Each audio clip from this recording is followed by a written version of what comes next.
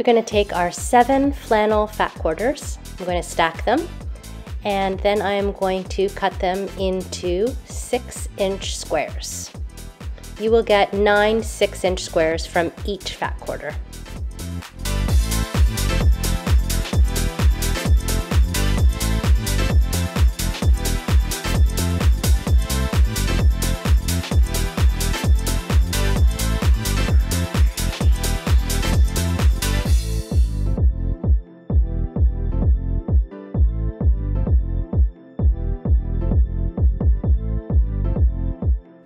Now for our batting for this rag quilt, we are going to need 63 squares, and we're going to cut them at 5 inches. We want the batting square to be slightly smaller than the flannel so that it isn't showing up in the fluffy, raggy part of the quilt. Now, this is where I love to use all of those scraps of batting that I have squirreled away in my bins. So grab those scraps of batting if you do like to keep them, and chop them into 5-inch squares. Again, we're going to need 63 for this project, and set them aside.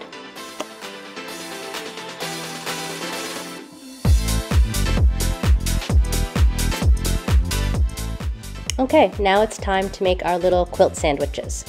We have a total of 126 6-inch squares, so 63 of those are for the top and 63 of those are for the backing, and then we have 63 5-inch batting squares. So you are going to now make 63 little quilt sandwiches. So we are going to put our backing flannel square right side down, a piece of batting, and then a flannel square for the top, right side up. So essentially you're going to have wrong sides together with a piece of batting in the middle. So it's like you're making a little quilt. So we are going to do that with 63 of these. So we're going to have 63 total little 6-inch quilt sandwiches.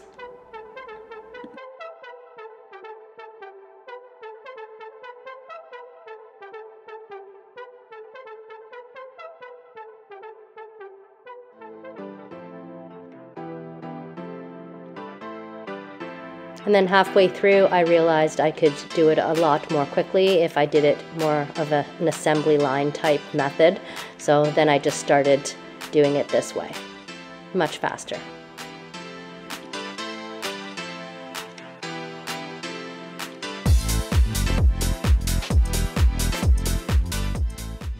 When I sew my rag quilts, I have my walking foot on for the entire process. So pop your walking foot onto your machine, because we are actually going to be quilting first. So that's the unique thing about making rag quilts, is first you quilt all of your squares and then you piece them together. So now we are going to start to quilt through all 63 of our little quilt sandwiches. And I'm going to do a stitch from corner to corner diagonally, quilting through them. You can use a straight stitch or you can use a slightly wavy stitch. It's up to you. But again, going from corner to corner diagonally.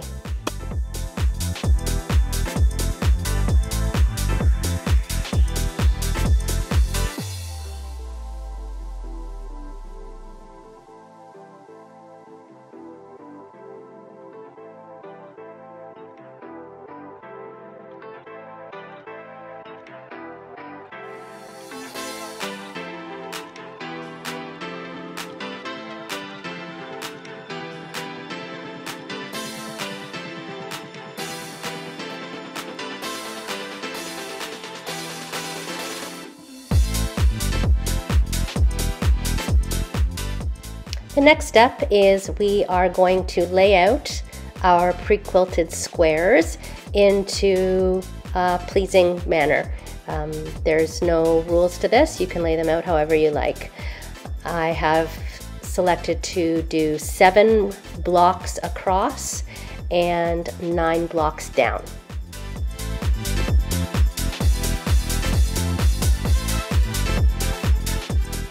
Now we're going to sew our squares together. We're going to take the squares from the first row.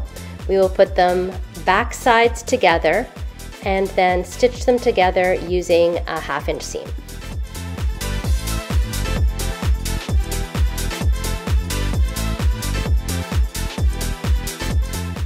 So again, we will take the first 2 squares in the row, put them back sides together, and then 1/2 inch seam all the way down. Now we'll grab the next square, put those 2 squares back sides together, and stitch down with a 1/2 inch seam. You will continue doing the same process with all 7 squares until you have your first row completed.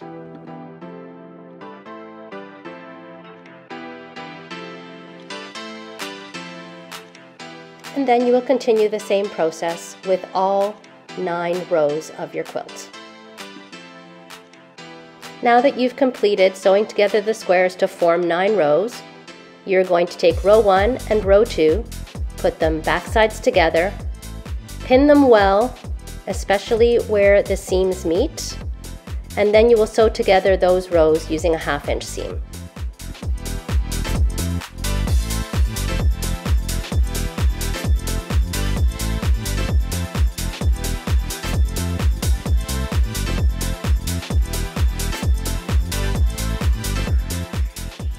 Again, sew your 2 rows together using a 1/2 inch seam, going over the seam allowances slowly and removing the pins as you go.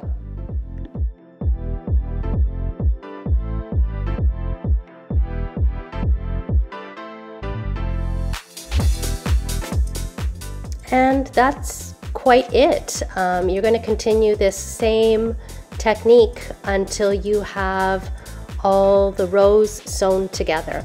You're going to put back sides together, pin along the seam allowance, matching up those seams, and 1/2 inch seam. So just continue doing this until you have all your rows put together.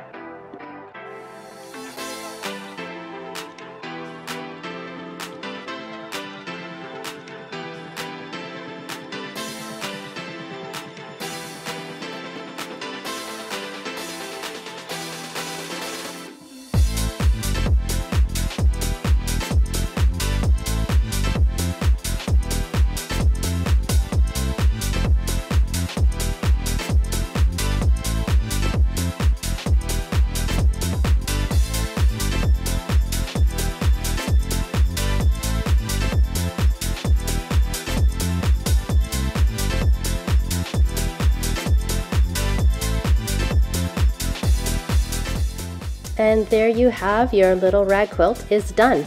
All we have to do now is put some binding on. You're going to need about 180, 190 inches of binding to go around this quilt. That is the equivalent of about 5 strips at 2.5 inches wide by width of fabric. Now once you have your binding on, you're going to grab your rag snip scissors and you're going to snip the seams.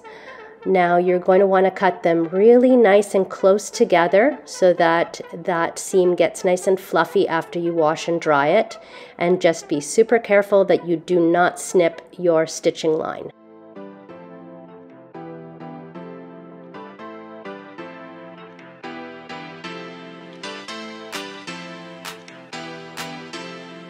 There is a link for these rag snip scissors in the description box below. A lot of people will ask me if they can do the snipping with some regular scissors. Certainly you can. They're not going to give you the same result as the rag snip scissors, and you will save yourself the pain in your wrists and potential carpal tunnel. So I can highly recommend these scissors if you're going to do some rag quilting.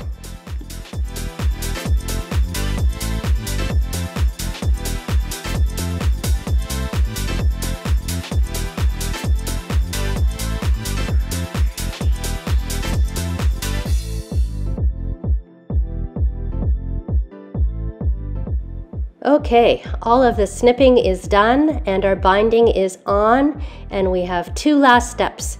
we are going to wash our quilt and then dry our quilt to get it nice and fluffy and raggy. Before washing any quilt for the first time, we throw in a couple sheets of our die catchers. This is a very pale pastel quilt, but always err on the side of caution. I have put the link for these die catchers in the description box below. Last step is to put our washed quilt into the dryer, give it a shake to remove all the excess lint, and then throw in your quilt with some wool dryer balls. And there you have it. Once it's dried, you're going to have a lovely, cozy, fluffy little quilt. If you're interested in making this rag quilt, you can grab a bundle of these flannel fat quarters. The link is in the description box below.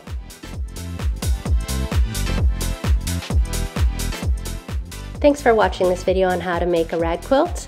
If you have any questions, please add them to the comment section below. And if you enjoyed this video and would like to see more videos like this, please hit the subscribe button below.